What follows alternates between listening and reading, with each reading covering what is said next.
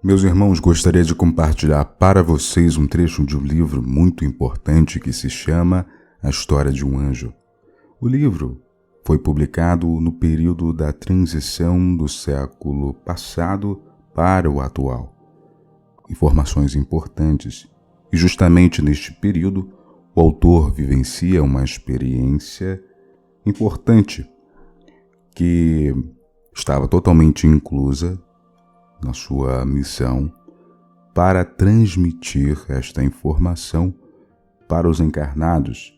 Ele relata um espetáculo teatral cujo nome é definido por Aurora para o terceiro milênio.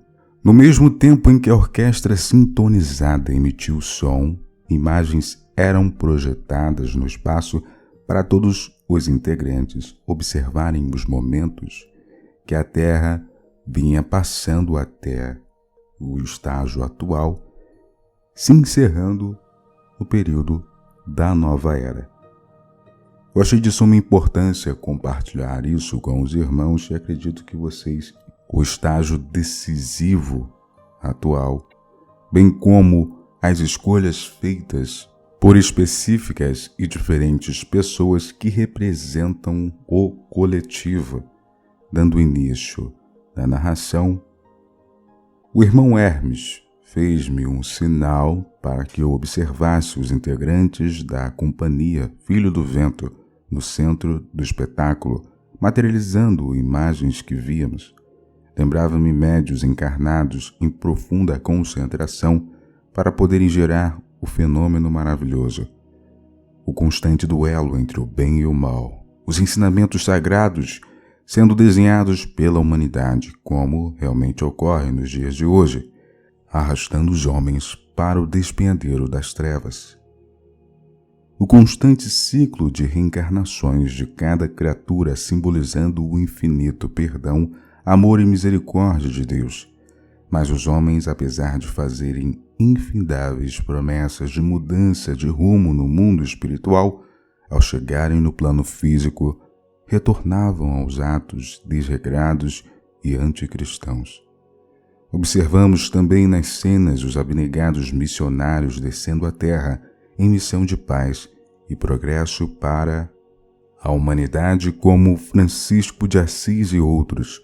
Muitos homens convertendo-se para receber o amor de Cristo através de sua conduta renovada, alguns mesmo sem acreditar em Deus, comprovando que Deus espera seus filhos, o bom proceder e não a crença dissimulada e a adoração fanática. Nos momentos em que o espetáculo mostrava os que se colocavam à direita do Cristo, a música tomava um aspecto divino. Clareando as imagens, a noite da vida humana recebia luz através da manifestação do bem. O espetáculo desenrolava-se com uma perfeição e inteligência incríveis. Nada era esquecido e tudo era mostrado de uma forma ampla, mas em cenas rápidas e profundas para evitar que o espetáculo ultrapassasse o horário pré-estabelecido.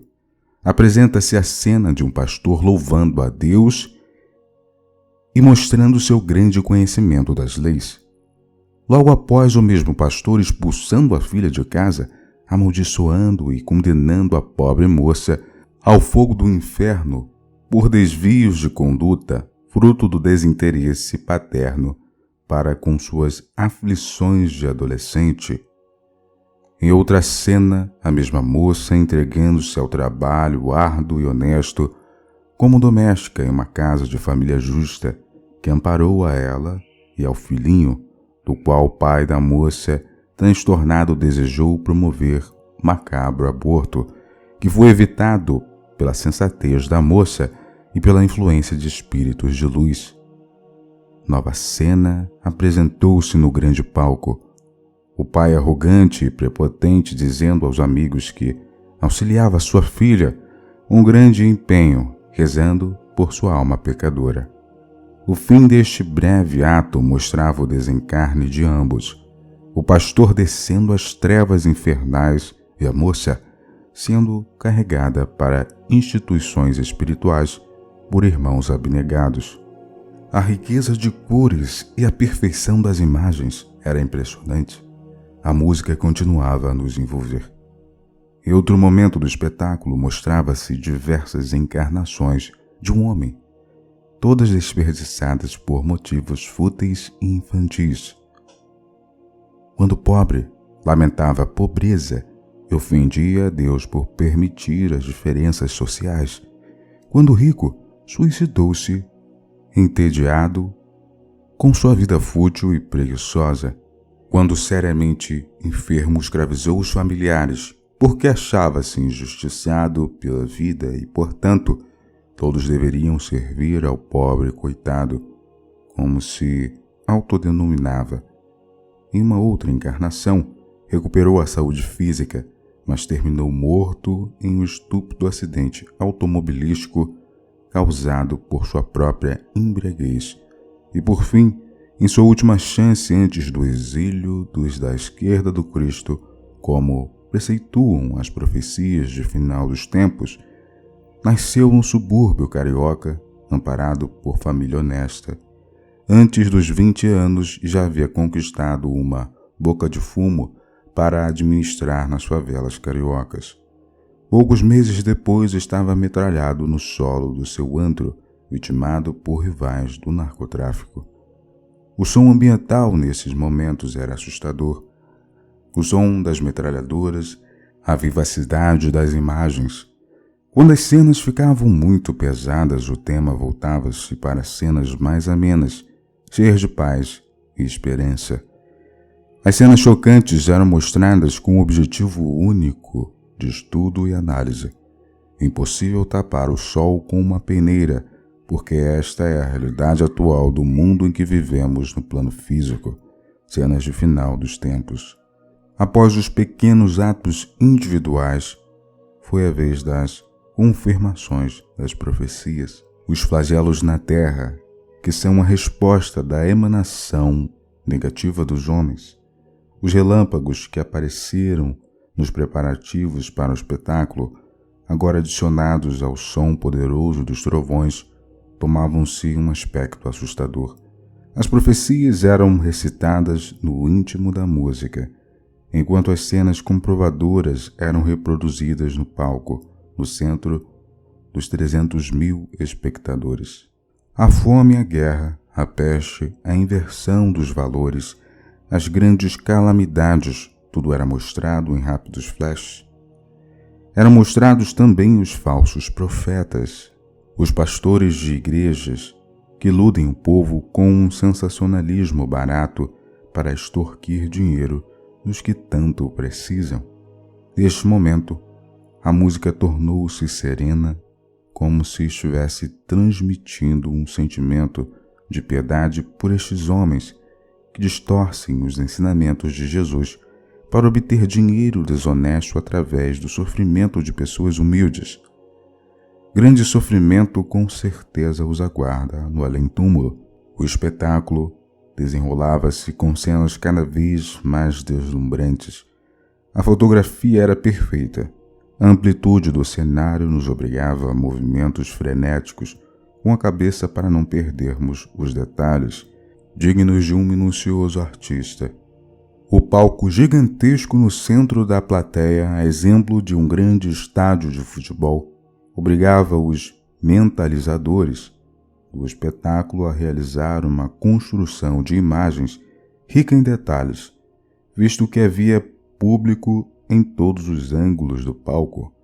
Fiquei abismado com o domínio exercido por toda a companhia de teatro sobre o espetáculo, desde a moça que dominava um instrumento musical complicadíssimo aos meus olhos, até os construtores de imagens no palco. O que poderíamos chamar de primeiro ato desenrolou-se por cerca de 1 hora, do que entendo por hora, pois no plano espiritual todas as referências terrenas perdem seu sentido.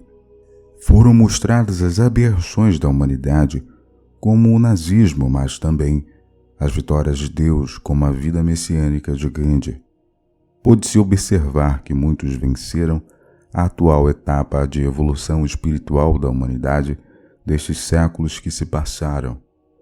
Espíritos valorosos que compreenderam através de todas as religiões, e até mesmo sem elas, que amar ao próximo como a si mesmo é o caminho para a verdadeira vitória. Hoje, estes vitoriosos de Deus que cultivaram na terra uma vida de amor e de paz residem nos planos espirituais superiores ou no reino dos céus, como queiram chamar. São apenas palavras que representam a mesma verdade incontestável. Esses irmãos apenas aguardam a entrada da nova era para reencarnarem e produzirem um verdadeiro progresso para a humanidade, construindo um novo mundo sobre as cinzas deixadas pelos exilados do juízo final. Este período em que vivemos, o qual foi denominado pelos grandes profetas de final dos tempos, que nada mais é que o final de um ciclo evolutivo da Terra, divide-se entre aqueles que obtiveram a aprovação neste ano letivo, entre aspas, de evolução do planeta e que aguardam o próximo período no reino dos céus, e aqueles que ainda não adquiriram sua condição de eleitos para o terceiro milênio, os que vivem o seu período de recuperação terapêutica, ou seja, sua última encarnação na Terra, para salvar-se do exílio iminente para um mundo inferior. Segundo Jesus, esta é a convocação dos trabalhadores da última hora. Todo aquele que não for aprovado por sua própria conduta deverá ser enviado para um mundo que esteja em sintonia com a sua índole viciosa e degradante, ficando na terra os eleitos para novas encarnações de aprendizado e evolução. Voltando ao espetáculo, quase no final deste primeiro grande ato, as imagens mostravam o retorno no mundo espiritual desses que estavam encerrando sua última oportunidade de ficarem na Terra. A maioria esmagadora, ao chegar no plano espiritual, depois de libertarem-se de seus caprichos infantis adquiridos através de uma vida extremamente materialista na Terra, terminavam por conscientizar-se nas promessas feitas antes de reencarnarem, promessas feitas, mas não cumpridas, e então passou a apresentar-se naquelas telas vivas do palco o choro e a lamentação dos exilados, os que se colocaram à esquerda do Cristo, os que preferiram ser lobos ao invés de cordeiros de Deus. Alguns poucos conseguiram dominar seus instintos inferiores e vencer, muitos deles auxiliados por irmãos benfeitores que desceram à terra já na condição de eleitos para auxiliar os irmãos de boa vontade. Uma cena do espetáculo que emocionou a todos foi a de uma nobre mulher que já havia adquirido o passaporte para a nova era, mas por extremo amor retornou à terra com seu marido de diversas encarnações anteriores e estava por um fio para ser exilado. Tanto ela trabalhou pelo engajamento do marido no caminho do bem que obteve sucesso. O marido e ela converteram-se ao espiritismo e, paulatinamente, ela conquistou a sincera renovação interior do companheiro, o que permitiu o ingresso de seu amado para ser cidadão da terra na nova era. Retornando ambos ao plano espiritual, compreenderam plenamente a importância grandiosa do bem e do cultivo da fé em uma vida superior e receberam de Deus e de Jesus valiosa recompensa. O marido, reconhecendo todo o esforço de sua esposa para promover a sua reforma íntima, ajoelhou-se e beijou-lhes as mãos em sinal de gratidão. As últimas cenas do primeiro ato foram referentes à descida à terra de espíritos missionários para desenvolver tecnologia e espiritualmente o planeta para o terceiro milênio. Cientistas trazendo descobertas principalmente para a área médica. Também foi mostrado o desenvolvimento de formas alternativas de energia e diversas descobertas que as almas dedicadas aguardavam ansiosamente a autorização de Jesus para descer ao mundo e revelar. Foram mostrados também os missionários designados para a revelação da nova concepção religiosa para o terceiro milênio. O Consolador prometido por Jesus, as manifestações puras como a doutrina espírita e outras, que buscam revelar a vida e os ensinamentos de Jesus, sem a fantasia e a burocracia decadente daqueles que se intitulam donos da verdade. A revelação de ensinamentos que libertarão os homens da cegueira espiritual, fazendo-os compreender os mecanismos da vida criada por Deus. Um dos missionários que ainda estavam encarnados, projetados para a observação das pessoas e permitido a revelação do nome pelos espíritos amigos, foi Chico Xavier.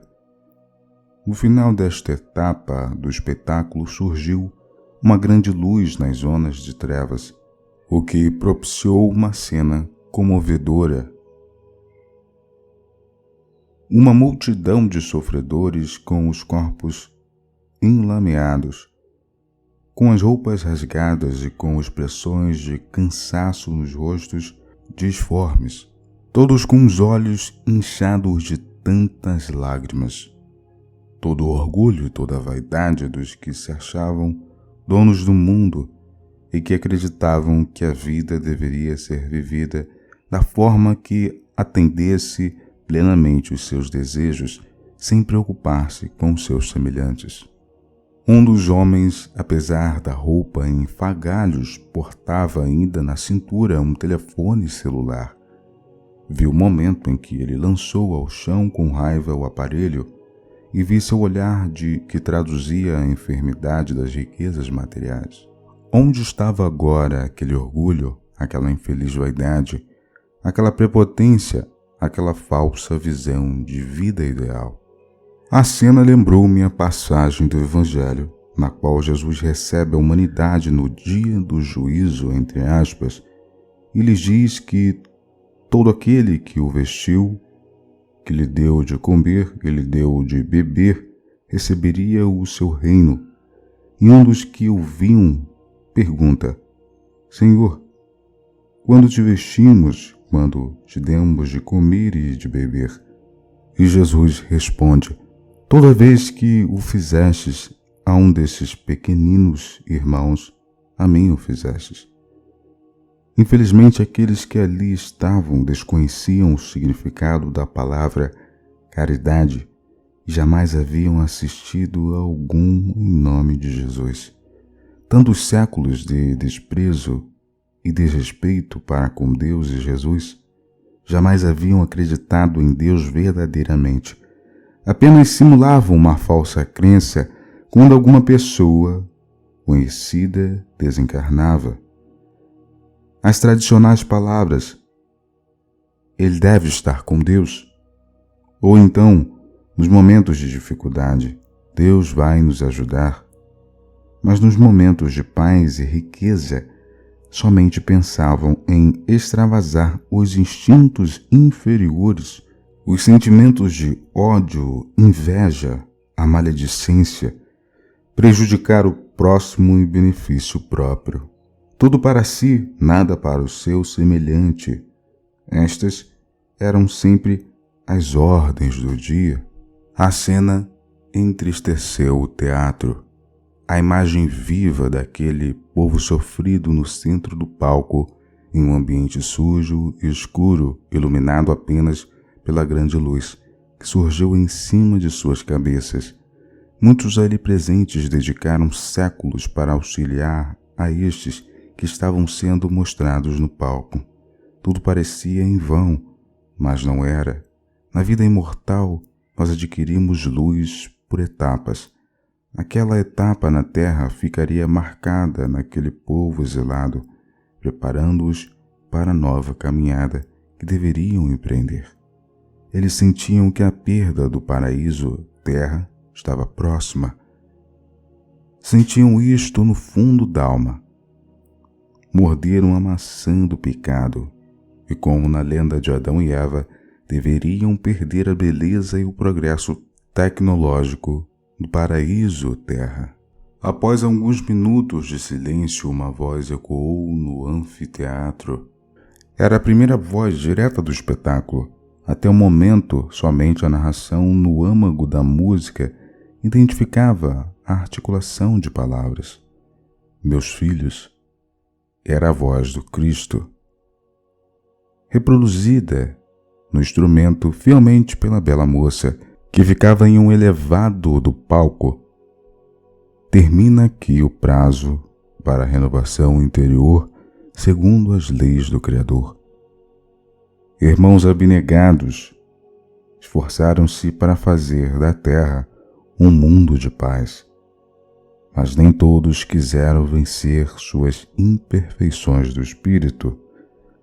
Alguns alimentaram o ódio, o egoísmo, a inveja e todos os sentimentos inferiores do espírito, e, portanto, deverão viver em um mundo onde o progresso ainda dormita. O exílio dos que se negaram ao progresso mostra a misericórdia e a justiça de Deus para os que ficam na terra, a paz para a manutenção do progresso e da felicidade, tão rara nos dias atuais, pois para que a paz se mantenha em um ambiente tecnologicamente avançado, é necessário que o espírito esteja liberto das inferioridades que geram intrigas, guerras e desavenças. Para os que partem para o exílio, a certeza da grande oportunidade de viver em um mundo sem conforto e sem facilidades, o que geralmente convida as almas vacilantes para as paixões inferiores, alimentando as tendências negativas nos espíritos invigilantes. A falta de recursos de toda a ordem e o perigo constante que rondará todos na nova morada fará com que desenvolvam o espírito de solidariedade e respeito mútuo, estimulando-os para o trabalho honesto que enobrece a criatura e conduz todos à almejada felicidade. Que Deus abençoe a todos na nova caminhada e não esqueçam que o Pai está presente em todo o universo e, principalmente, no coração daqueles que procuram a luz com boa vontade. Espíritos abnegados estarão amparando a todos na nova caminhada, onde terão novos instrutores. Orem e peçam a intervenção divina para que conquistem forças para a renovação de suas vidas. Ao perceberem que era o fim do pronunciamento e libertos da forte energia magnetizadora de Jesus que lhes prendia a língua, a turba enlouqueceu, rompendo o silêncio. Muitos choravam desesperadamente. Podíamos ouvir frases soltas na balbúrdia ensurdecedora. Não, meu Deus, não, me perdoa. Eu vou ser melhor, eu vou me esforçar, mas deixa eu ficar. Eu não quero ir, tenho medo. É um engano, houve um erro. Eu sou puro, puríssimo, dediquei-me integralmente aos vossos ensinamentos. O barulho e as imagens foram diminuindo até cessarem por completo. Era o fim do primeiro ato. Os técnicos do espetáculo começaram a higienizar o palco. Uma luz forte começou a surgir no centro do espetáculo. Cores pálidas de tom pastel deram espaço à formação de uma paisagem igual à da cidade em que estávamos. Pássaros cantando, paz e amor no ar. Era o início do segundo e último ato. A nova era surgia para os eleitos de Cristo, a paz prometida por Jesus no Sermão da Montanha, começando a se concretizar no mundo dos homens. Na terra agora estavam encarnados os eleitos para a nova era, o novo olhar nos corpos físicos, agora, habitados por espíritos de escola, muita paz, alegria e progresso, na direção das empresas, homens íntegros, honestos e preocupados com a coletividade e não apenas com seus bolsos. O corpo das organizações, irmãos dedicados e com vontade de trabalhar para trazer sua parcela de contribuição para a sociedade. Não mais aqueles trabalhadores que reclamavam o dia todo do trabalho e trabalhavam com má vontade, pensando apenas no final do expediente, quando poderiam tomar sua cervejinha ao som de uma música primitiva. Agora os trabalhadores procuravam, após o trabalho dedicado, o lazer em companhia da família, com os filhos no parque e nas quadras de esporte, longe dos vícios degradantes. Na direção dos países, não víamos mais, nas cenas do espetáculo, os políticos corruptos e prepotentes. Foram todos exilados. Agora, políticos trabalhadores e preocupados com o bem comum, sem avidez por dinheiro que não lhes pertence. As verbas públicas começaram a seguir o caminho devido. Os meios de comunicação deixaram então de escravizar o povo com suas notícias tendenciosas. Eles, na nova era, não mais atendiam aos grupos de interesses, passando a atender única e exclusivamente a verdade e o bem-estar cristão. Capitalismo, comunismo e socialismo tornavam-se palavras do passado. As cenas demonstravam não existir mais a ambição doentia por dinheiro e consumos fúteis. O status de riqueza era algo decadente e ultrapassado. O que vale no terceiro milênio são as riquezas do coração. Os que ainda acreditavam em posições sociais eram apenas dignos de piedade cristã. Todas estas cenas surgiam à nossa frente em indecifrável beleza e paz. Um mundo novo e perfeito. Utopia? Não. A realidade que nos espera quando consolidar-se a transição e já estamos vivendo. É claro que não ocorrerá da noite para o dia, mas as novas gerações poderão notar a mudança. No final do espetáculo, surgiu no palco a imagem de um homem com seu filho folheando um livro de história antiga. Um menino olhando as gravuras de guerra, perguntando ao seu pai: "Pai, o que é isto? Que roupas e máquinas são estas?" O pai do menino olhou para o céu e para a natureza ao seu redor, apreciou a beleza e a paz que o cercava, inspirou profundamente aquele ar puro e revitalizante, fechou os olhos e agradeceu a vida, feliz que podia ter agora. A felicidade que Jesus tanto havia prometido. O mal finalmente havia sido varrido do mundo. O homem olhou então para o seu filho e disse: "Meu filho, isto que tu vês faz parte de um triste passado, tempo em que o homem fingia acreditar ou não acreditava em Deus e na vida imortal. Esta posição da humanidade em relação a Deus levou-os a esquecer os conceitos mais básicos de amor e de paz." O pai do jovenzinho esboçou um sorriso e continuou: "Mas hoje em dia, nós cremos com convicção em Deus, em Jesus e na vida imortal. Isto faz-nos mais fortes e otimistas e, principalmente, faz-nos respeitar e amar os nossos semelhantes. Esta nova concepção de vida faz com que este passado que tu vês neste livro jamais volte a se repetir. A cena congelou-se na tela e a música tomou um quê de encerramento. Todos levantaram-se dos assentos para aplaudir o espetáculo.